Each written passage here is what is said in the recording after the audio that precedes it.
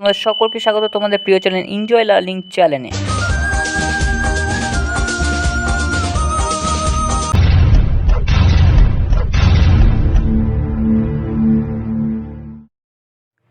তো বন্ধুরা, অনেক দিন আমি সাজেশান দিয়েছি, তো আজকে আমি ডিসকাশন করতে চলেছি যে মাধ্যমিক পরীক্ষাটা তোমরা যে দেবে সেখানে কি কি বিষয় তোমাদের খেয়াল রাখতে হবে।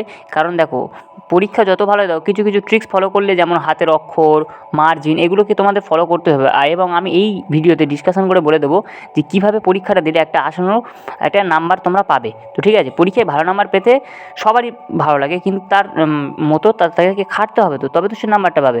চলো দেখে নেওয়া যাক কী কী তোমাদের রুলস মানতে হবে। এখানে দেখো দেওয়া আছে যে বলে দিয়েছে শুরু হয়েছে চলতি বছরের মাধ্যমিক পরীক্ষার কাউন্টডাউন, আর দিন কয়েক বাদই আরম্ভ হবে মাধ্যমিক।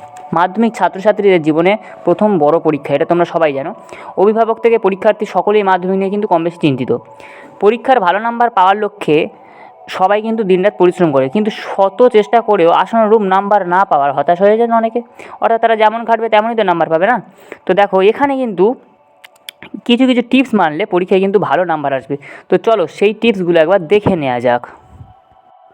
তো বন্ধুরা দেখো, খাতা পাওয়ার সঙ্গে সঙ্গে তোমরা যেটা প্রথম মাথায় খেয়াল রাখবে, খাতা পাওয়ার সঙ্গে সঙ্গে চারিদিকে পরিষ্কার করে মার্জিন কেটে নেবে, ঠিক আছে। তারপর নিজেদের নাম, রেজিস্ট্রেশন নাম্বার, রোল নাম্বার সহ নিজের যাবতীয় যতটা বিবরণী দেখে নির্ভুলভাবে পূরণ করবে, ঠিক আছে। খুব সুন্দর করে, দেরি হয় হোক কিন্তু নির্ভুলভাবে করবে। দু নম্বরে দেখো, রেজিস্ট্রেশন নাম্বার, রোল নাম্বার যেন কোনোভাবে ভুল না হয়, নচেত কিন্তু তোমরা সমস্যায় পড়তে পারবে। এমনকি খাতা বাতিলও হতে পারে। রেজিস্ট্রেশন নাম্বার এবং রোল নাম্বার যদি ভুল হয়, খাতা কিন্তু বাতিলও হয়ে যেতে পারে, সে বিষয়ে একটু তোমরা খেয়াল রাখবে। তারপরে দেখো, প্রশ্নপত্র হাতে পাওয়ার পর তাড়াহুড়ো একদম করবে না, ভালোভাবে গোটা প্রশ্নটি পড়বেন আগে। তারপর যে যে প্রশ্নগুলির উত্তর সবচেয়ে ভালোভাবে জানেন সেগুলি নির্বাচন করে আগে লিখতে শুরু করবে। যেগুলো তোমরা আগে জানো যে এটা আমি শিওর একদম, তো সেই প্রশ্নটাই আগে ধরবে। তারপরে সেটা দিকে প্রথমে পরীক্ষার প্রথমে কনফিডেন্টমেন্ট বেড়ে যায়। যদি জানা প্রশ্ন আমরা একটা লিখি, তারপরে নিজে থেকে আপনি কনফিডেন্ট বেড়ে যায়, ফলে নেক্সট কোশ্চেনগুলোকে তোমরা অ্যাচিভ করতে পারবে। কিন্তু প্রথমেই যদি আমি ভুলভাল কোশ্চেন লিখে ফেলি, তাহলে কিন্তু আমার মন খারাপ হয়ে যাবে, তখন পরীক্ষা ভালো হবে না। তো এইগুলো একটু খেয়াল রাখবেন। নেক্সট দেখো, প্রতি প্রশ্নের নাম্বার ঠিকঠাকভাবে লিখবেন, নাম্বারিং যেন ভুল না হয়, ঠিক আছে। আচ্ছা, দাগ নাম্বারের কথা বলা হয়েছে, দাগ নাম্বার যেন ঠিকঠাক হয়, ঠিক আছে। নেক্সট দেখো, পাঠ প্রশ্নের উত্তর করলে তার দাগ নাম্বার সঠিকভাবে বসাতে হবে। অর্থাৎ দেখো, হয়তো 2+1 আছে, তো তোমরা সেই দেখে 2 নাম্বারেরটা পারলে কিন্তু 1 নাম্বারটা পারলে না, কিন্তু জয়েন্ট প্রশ্নটা। কিন্তু আমি কি করব, দাগ নাম্বার লিখে তবে তার আনসারটা লিখবো সুন্দরভাবে, তবে তোমরা কিন্তু নাম্বার পাবে। এই ব্যাপারটি খেয়াল রাখতে হবে পরীক্ষার্থীদের। দুটি প্রশ্নের উত্তরের মধ্যে পরিষ্কার ব্যবধান রাখতে হবে। অর্থাৎ অনেকে পরীক্ষা বসে একটা প্রশ্নের উপর আরেকটা প্রশ্ন চাপিয়ে দিল, তাদের হ্যান্ডরাইটিং এতটাই সুন্দর, পুরো একদম কলকাতা থেকে বম্বে চলে যাচ্ছে। কিন্তু দেখো ওরকম করো না, যতটা হাতের অক্ষর আমারও খারাপ, কিন্তু একটু ছাড় করে লিখলে বুঝতে সুবিধা হয়। অর্থাৎ এক্সামিনার কী দেখে, যে খাতাটা কতটা পরিষ্কার আছে, তো ঠিক আছে, সেগুলো একটু তোমরা খেয়াল রাখবে। তো এটাই বলেছে যে দুটো প্রশ্নের মধ্যে পরিষ্কার ব্যবধান রাখতে হবে, যাতে পরীক্ষকের খাতা দেখতে সুবিধা হয়। নেক্সট দেখো, পরীক্ষার খাতায় হাতের লেখা পরিষ্কার পরিচ্ছন্ন করতে হবে, যেটা বললাম। এতে পরীক্ষক যখন উত্তরপত্র চেক করবেন তখন তার সুবিধা হবে এবং খাতায় নাম্বার বাড়বে। অর্থাৎ সে যদি না বুঝতে পারে, তাহলে একটা গড়ে নাম্বার দিয়ে চলে গেল, কিন্তু তুমি লিখেছো, সে বুঝতে পারলো না, কিন্তু কী লাভ হলো। কিন্তু তোমরা যদি পরিষ্কার করে লেখো, সে যদি বুঝতে পারে, কিন্তু যথার্থ সে নাম্বার দিতে বাধ্য। নেক্সট দেখো, ভূগোল, জীবনবিজ্ঞান, ভৌতবিজ্ঞান, অঙ্ক পরীক্ষার ক্ষেত্রে প্রশ্নের সঙ্গে আঁকাগুলি পরিষ্কার পরিচ্ছন্ন আঁকতে হবে। অর্থাৎ দেখো, তোমাদের এই যে ভৌতবিজ্ঞানে আঁকা আছে, জীবনবিজ্ঞান, অঙ্ক, ভূগোল, এই সমস্ত কিন্তু বিষয়ে আঁকার তোমাদের একটা ব্যাপার আছে, তোমরা সবাই জানো। তো এই আঁকার সময় একটু পরিষ্কারভাবে আঁকাগুলি আঁকবে। ভূগোলের কোনো বিষয়বস্তু বুঝে লিখতে হলে আঁকা অবশ্যই দেবে। অর্থাৎ ভূগোলে একটা বেসিক্যালি জিনিস বলে রাখি, ভূগোলে কিন্তু আঁকতে হলে তুমি এঁকে ওর বিষয়বস্তুটা যদি চাই, তো তুমি বিষয়বস্তুকে শর্টে একটু সাইডে একটু রাফ করে একটা আঁকা দেখিয়ে দিলে খুব সুন্দর হলো খাতাটা, ঠিক আছে, সাজানো গোছানো হলো। তো আঁকাটা মাস্ট, ভূগোলে যদি কিছু পড়ে তো সেখানে আঁকাটা একটুখানি দেওয়ার চেষ্টা করবে। নেক্সট দেখো, পরীক্ষার হলে অতিরিক্ত পাতা বা লুজ সিট নিলে তার মাথার নাম, অর্থাৎ লুজ সিটে যে তোমার নাম, রোল নাম্বার, রেজিস্ট্রেশন নাম্বার, এইগুলো কিন্তু লেখা অতি আবশ্যক। কারণ তাহলে তো বুঝতেই পারবে না, ধরো খাতা বাঁধলে সেখানে ছেড়ে গেল, তাহলে কী হলো, বুঝতে পারলো না।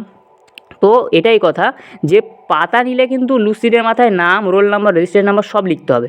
নেক্সট দেখো, তোমরা একটু চেষ্টা করবে যে পরীক্ষার খাতায় পয়েন্ট করে উত্তর লিখতে। অর্থাৎ পয়েন্ট করে উত্তর লিখলে না লেখাগুলো খুব সুন্দর হয়। তো পয়েন্ট করে উত্তর লিখে, বিশেষ করে হিস্ট্রিতে বা জিওগ্রাফিতে, এগুলো পয়েন্ট করলে খুব সুন্দর লেখা যায়। এতে বিষয়বস্তুর উপস্থাপনা সব থেকে ভালো হয়, কম লেখে ভালো নাম্বার পাওয়া যায় এখানে। খাতায় অহেতুক কাটাকুটি করবে না, এতে পরীক্ষক বিরক্ত হতে পারেন, যার দরুন নম্বর কমবে। অর্থাৎ খাতায় যে একটা ভুল গেল, জাস্ট একটা ক্রস দিয়ে দেবে। অনেকে ঘিজিমিজি করে খাতাটা পুরো ভরিয়ে দেয়, একদম মানে খাতাটা মনে হচ্ছে যেন ওখানে মানে এক্ষুনি একটা মানে রং রং করার কাজ চলছে এরকম টাইপ, না ওরকম কিছু, একটা ক্রস টেনে দেবে জাস্ট, ঠিক আছে। হয়তো কারাগুরি করবে না, একটু কারাগুরি না করারই চেষ্টা করবে। নেক্সট দেখো, ঘড়ি ধরে টাইম মেনে প্রতিটি প্রশ্নের উত্তর লিখবে। কিছু উত্তরের জন্য অতিরিক্ত সময় দিয়ে, কোনো উত্তরের জন্য একেবারে কম সময় দিয়ে এরকম কিন্তু করলে হবে না। অর্থাৎ টাইম, সবাই ঘড়ি নিয়ে যাবে, ঘড়ির টাইম ধরে কিন্তু উত্তরগুলো তোমরা করবে। পরীক্ষার আগে যেন 15 মিনিট টাইম থাকে, প্রত্যেকের বলে দিচ্ছি, পরীক্ষার আগে যেন 15 মিনিট টাইম থাকে পুরো খাতাটা একবার চেক করে নেওয়ার জন্য, ঠিক আছে। সেইভাবে তোমরা টাইম মেনটেন করবে। সময়ের আগে লেখা শেষ করবেন, যাতে শেষ মুহূর্তে হয়তো তাড়াহুড়ো না করে। অনেকে দেখেছি যে পরীক্ষার সময় তাড়াহুড়ো করে আরেকটু স্যার 5 মিনিট, কিন্তু না, ওরা টাইম দেবেই না। তো তাই জন্য বলছি, আগে থাক থেকে তোমরা সতর্ক হয়ে যাও, তাড়াহুড়োটা করবে না, যাতে আগে থাক থেকে কিন্তু তোমরা একটু মানে তাড়াহুড়ো করে লিখে নেবে, আগে থাক থেকে একটু টাইম নিয়ে লিখবে। পরীক্ষার কেন্দ্রে কোনো পরীক্ষার্থী পরীক্ষকের সঙ্গে খারাপ ব্যবহার করবে না, ঠিক আছে, এতে পরীক্ষা বাতিল হওয়ার সম্ভাবনা থাকছে। অর্থাৎ কোনো পরীক্ষার্থী পরীক্ষকের যেন খারাপ ব্যবহার যেন না করে।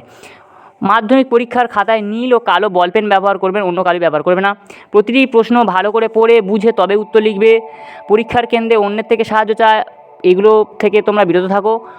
অসৎ উপায় অর্থাৎ টুগলির কথা বলেছে, অবলম্বন করার চেষ্টা করবে না, এতে সমস্যায় পড়তে পারেন। কারণ মাধ্যমিক পরীক্ষার কেন্দ্রে সর্বত্র থাকছে করা নজরদারি ব্যবস্থা, তোমরা জানো এটা সবাই। তো টুগলির ব্যবস্থাটা একটুখানি এড়িয়ে চলবে। আর কি বলেছে, খাতা জমা দেওয়ার আগে নিজ উত্তরপত্রটি প্রথম থেকে শেষ পর্যন্ত মিলিয়ে দেবেন। কোনো প্রশ্ন বাদ গেল নাকি, নাম্বারিং ঠিকঠাক দেওয়া হয়েছে নাকি, নাম রোল নাম্বার ঠিকঠাকভাবে লেখা হয়েছে কি, এগুলো সব দেখে নেবে, ঠিক আছে। যেমন আমার হয়েছিল যে আমি একটা কোশ্চেন ছেড়ে দিয়েছিলাম, কিন্তু কোশ্চেনটা আমি জানি, অর্থাৎ আমি ঠিকঠাকভাবে দেখিনি, ফলে ছেড়ে গেছে। তো তোমাদের যেন আমার মতো মিস্টেকটা না হয়, একটু খুব সুন্দর করে লেখার চেষ্টা করবে। আর সবার জন্য আমার শুভকামনা রইল, সবাই প্রত্যেকে খুব সুন্দর করে পরীক্ষা দাও, তোমরা প্রত্যেকে আমার ভাই এবং বোনের মতো। তো ঠিক আছে, সবাই সুস্থ থেকো, ভালো থেকো, নিজেদের খেয়াল রেখো। আর হ্যাঁ, চ্যানেলটা ভালো লেগে থাকলে সাবস্ক্রাইব করে আমার সঙ্গে থেকো, অবশ্যই আমি নোটস দিয়ে দেবো এখানে, ঠিক আছে। কারোর কোনো সমস্যা আমি রাখতে দেবো না। Okay, thank you, all the best.